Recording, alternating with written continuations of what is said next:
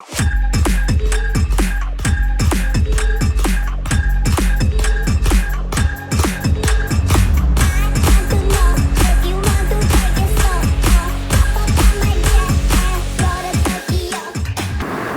everybody to Live Sail Die's Day 3 coverage, proudly brought to you by B&G and PredictWind. And today again I've got Andrew Brown to my far right and a very special guest this morning, Leslie Egnot, 1992 Olympic silver medalist in the 470 women's class, America's Cup Helms woman, mother of a very famous young sailor as well at the moment. Welcome, Leslie. Thank you, it's great to be here. So yesterday, I guess it sounds a little bit like Groundhog Day, but a tough day for the Kiwi sailors again yesterday. Really tricky conditions out off Sagami Bay. Let's start with the laser class. Leslie, you've been, I know you've been watching this quite avidly with the coverage. Yesterday we didn't see a lot of the laser racing at all on TV, but poor old Sam Meach looks like he's put himself in a pretty tough position now. Yes, the laser class has had 6 races now, and they have a total of 10 before they go through to the final, so they're more than halfway through the regatta, and unfortunately Sam just hasn't fired. He's really struggled with the wind shifts out there. The wind has been offshore, so really changeable and coming from one side to another, and he's admitted he's had trouble nailing it. Really impressive performance so far by Pavlos Kontitis from Cyprus. He is amazing. 31 years old, and he won his first medal in 2012 in London, and that actually was the first medal that Cyprus has ever won at the Olympics. Incredible, isn't it? Yeah, amazing. And he's had a great regatta. He's lying first overall, and he's got quite a jump on the rest of the contenders ahead of Matthew Wern from Australia, who has clawed his way back up through the fleet. Yeah, he's one we mentioned earlier on who was sort of back with Sam after that first day and was looked to be struggling a bit as well, and we know him and Sam have been training partners, but obviously something's clicked right for him, because he had a real solid day with a couple of seconds and a fourth yesterday to move right up there into contention. Yes, he sailed really well, and another one to come through the fleet is the famous Robert Scheidt from Brazil.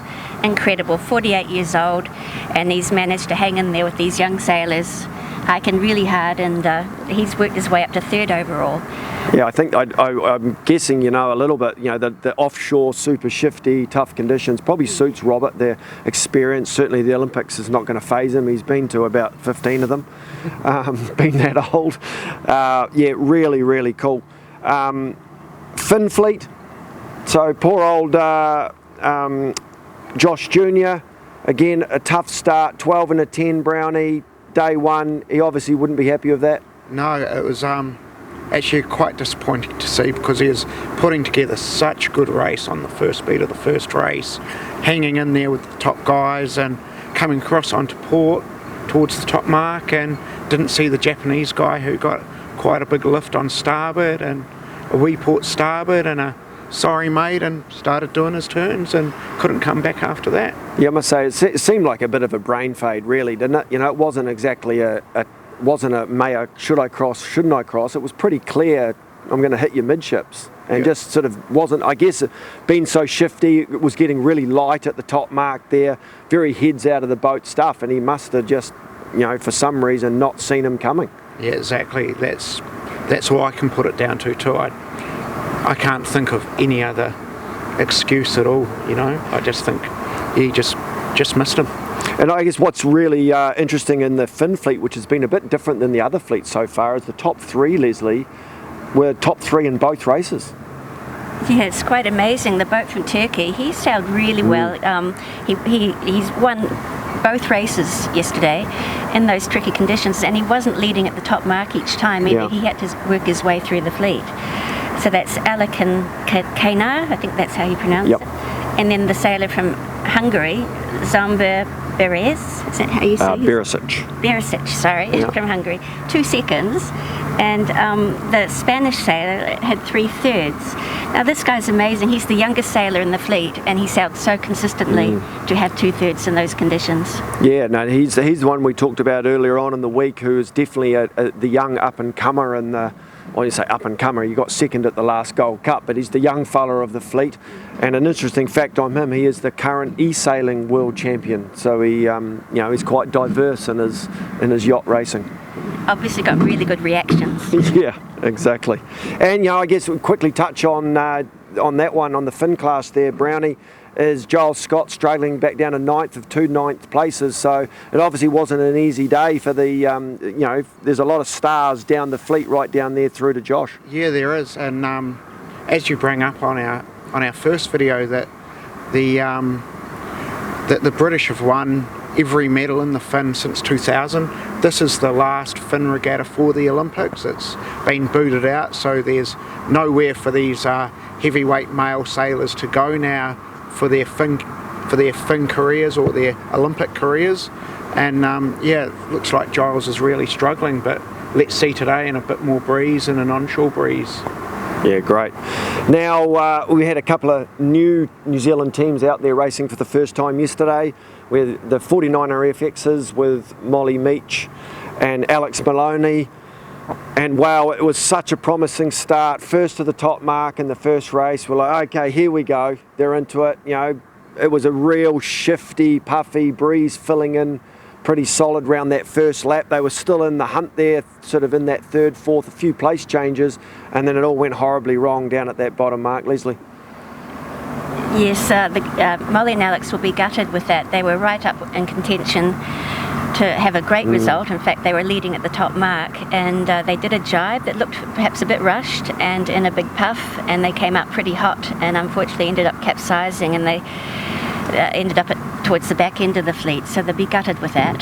Yeah, and then you think, okay, it's only one race, here we go, back into it.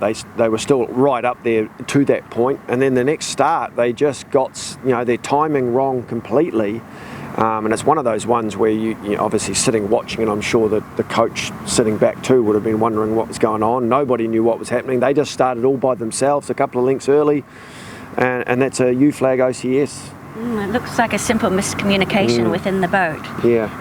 That happened. But look, these girls, they're very experienced campaigners. They're silver medalists from the last Olympics.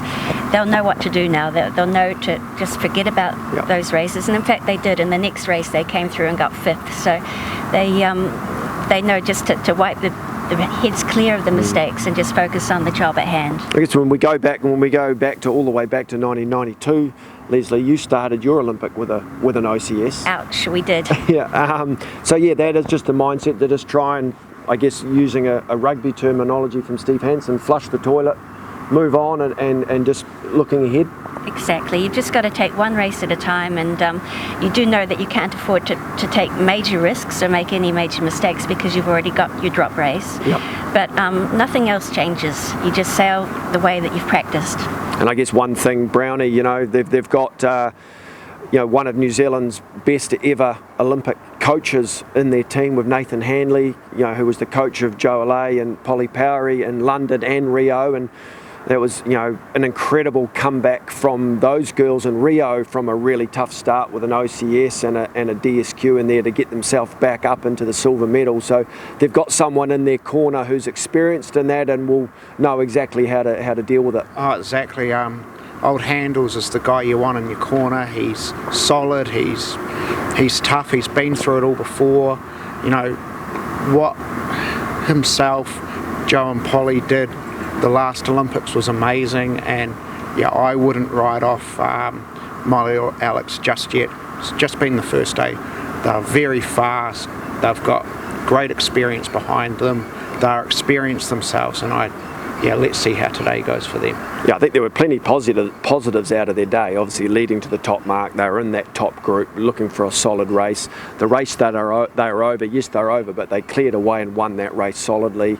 5th in the next race, so they'll be confident they know what they're doing.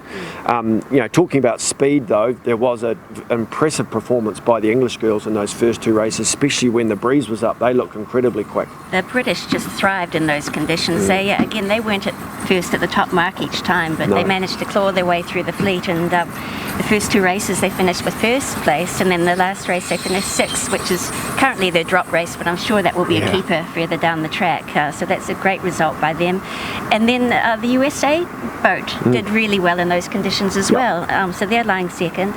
And then third, the gold medalists from last year from Brazil, they started off a bit rusty in the first race, but they've come through and they're not too far off the pace at all, so they're lying third overall. No, I think the Brazilians, I think that for me that was almost I wrote next to them, watch out for them, because they had in their minds, I bet you that was a pretty bad day for them yesterday. You know, they were right up there at the top of the first race, dropped in the jibe set at the top mark, dropped their spinnaker sheet over the bow, went from top to 15th, I think it was, down the last run. Looked like they were having a little bit of Latino flair coming out there at the finish, having a little yelling match at each other. Then got a penalty at the start of the second race, battled back impressively to get a 5th, and then won the last race. So I'd be watching out for them for sure. Definitely, they'll be ones to watch. And then our last Kiwis in action yesterday with our, I guess, everyone's favourites here in New Zealand at the moment, Peter Burling and Blair Tuke. Only one race in the 49er fleet. They got a tough start and just couldn't quite get back into it in those light, shifty conditions. No, it's quite amazing with the South Africans, young guys. They say that their ultimate sailing heroes is Peter Burling, and they didn't give Peter Blair any room on the start, held them out, and actually did a really good job for themselves. Being Kiwi-blooded and a Kiwi heart, a bit hard to watch, and the boys still battled back okay and finished with a 12th. Long day for them. They had an abandoned race before that where they were performing quite well, as was Leonard Takahashi Fry and Ibu from Japan. They rounded the top mark in first just before it got abandoned. But yeah, there's plenty more racing today, and for today, with the PredictWind weather, it's looking like it's going to be quite strong onshores today. All the models are lining up again, starting off at midday at about 12-14 knots, and then it's going to build to 18 to 20 knots. But also the swells are going to get impressive today. Big waves, big onshore breeze. It is a gradient, so there will be a few little shifts, nothing like yesterday, but it'll be all about boat speed, keeping the mast pointing into the sky and sending it today. And these are the conditions that the teams have been training for, right? They've been, I know the New Zealand team spent a lot of time up the coast there at Tutakaka trying to get into the big swell and the onshore breeze. So this will be hopefully suit our team today. Yes, I think they'll really be looking forward to having more steady conditions out there today. They have been spending a lot of time at Tutakaka in those big waves with training groups here. It's been great that they've brought younger sailors along to start building the next wave coming through at Tutakaka. So it's actually worked quite well. Yeah. And I guess obviously we had the laser radial fleet yesterday that we don't have any Kiwis in, but they were out there racing in another couple of races, and the young Danish girl Anne-Marie Rindholm has consolidated her lead. She's got a 12-point lead now, back to second and third are the Swede and the Dutch. But an interesting one there is Marit Bauermeister, who we've talked about in the past. Had a tough first day with a 21 and a 14, but she's worked her way right up there into bronze medal position now. And I think if there's a bit more breezy stuff coming up, they've got a day off today, but the rest of the week looks like it's going to be a pretty nice breeze. I think she's going to be a tough one for them to hold back. I think so, because right now the points are very close between second and sixth at least. But I think we'll see her work her way up through the fleet with her experience and her physicality, the way she sails the boat. It's quite spectacular. Yeah, and interesting to see the Scandinavians up there in the laser radial fleet. Scandinavia seems to be dominating for whatever reason, Brownie. Scandinavia, Northern Europe, maybe just with the year off. I think they've been spending a lot of time in Southern Europe, all training together. So yeah, it's quite amazing to see. And so, Brownie, you've talked a bit about the wind and stuff today. From the coaching and the analysis that the teams do and so forth. What are the tools that they can use out there or pre-racing and onshore to help them? Yeah, so going back and putting my coach hat on, these Olympics are a bit different for the coaches. You have to sit back in what's called the starting box, which is behind the start line. You can't move around the course. But the other thing that's been used for the last 4 or 5 years building up to this is what's called wind gear, which is with wind masks and recording stuff, just to record the breeze, to record the averages. Again, at the Olympics you're not allowed to use it, but our friends at B&G have been working really strongly with the Australian sailing team, and there's many different models out there, but the B&G wind gear seems to be really good, and it's a coaching tool that you can really use and get really good analysis with the breeze and help the sailors when they think that the left may have been favoured, but you can actually prove to them that, hey, it was actually the right. So yeah, that's where our friends at B&G really come into play with the Olympic sailing. Right, okay, so obviously after day 3 we never thought we'd be sitting here saying that the New Zealand placings were 12, 13, 14 and 15. Plenty of room for improvement, but we're expecting some big things to move up. Today we've got, the laser fleet have a day off, so Sam Beach can clear his head a bit, I guess, and carry on, but we've got the Finns and the 49er FX and the 49ers out there again, and we've got 2 other teams out there today for the first time. We've got our 470 men, Leslie, Paul Snow-Hansen and Dan Wilcox, and we've got the NACRA with Mika Wilkinson and Erica Dawson, so we'll be looking forward to them starting in that big swell offshore breeze. Perfect conditions for them, I reckon. It's going to be quite exciting having the final 2 classes from New Zealand competing. They'll be itching. They'll be dying to get out there after having watched everyone else sail. Yeah, exactly. And Paul and Dan, they're the current European champions, so they've had a good lead up coming to these Olympics. So expect some good things from them. And Micah and Erica, I think they've done well just to get to the start line, really. And good on them, and wish them the best of luck. A lot of you might not know that Erica broke her leg about 5 weeks ago, the bone in her leg, and she's been recovering, and they've made it to the start line and are going to be competing, so that's just fantastic. Okay, so we are really looking forward to bringing you the review of today's racing tomorrow. Day 4, it's going to be some good onshore breezy action with a couple of new Kiwi teams. Thanks again to B&G and PredictWind for helping bring this to you. See you all tomorrow.